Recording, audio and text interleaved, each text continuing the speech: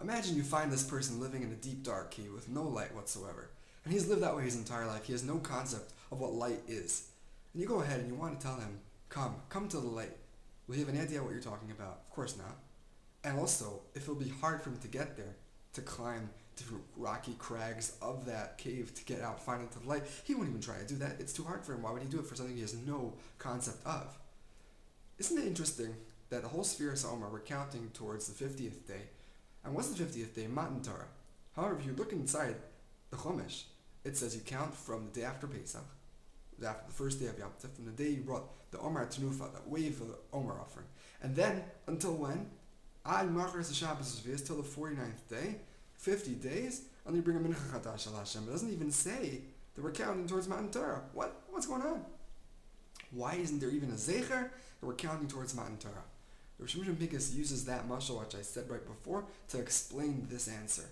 He said also we see Lech Lecha, Avraham Avinu had to go to all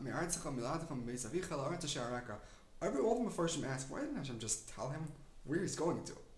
Go to Eretz Canaan, go to Eretz Yisrael. So he said you could explain that Hashem was saying go, and when you get to where I'm ultimately wanting you to go to, you'll know where you are. You'll realize where you got to.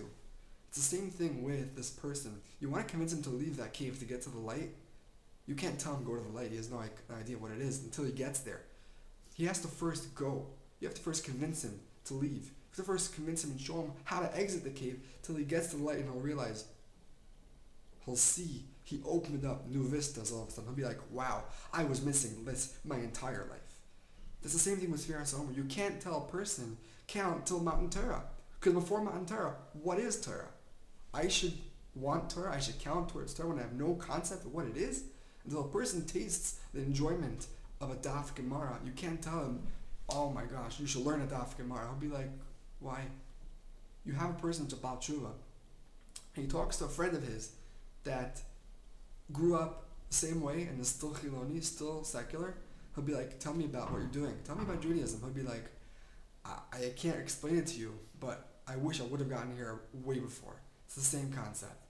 We come to Kabbalah Satorah after counting and counting and counting. And how do we continue counting all the way up? Through disconnecting ourselves from the force of gravity.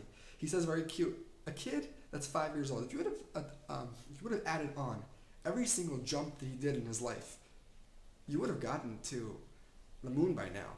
How come the kid didn't reach the moon? A rocket ship pushes off and gets to the moon. He says the difference is a rocket ship forcefully disconnects from the force of gravity.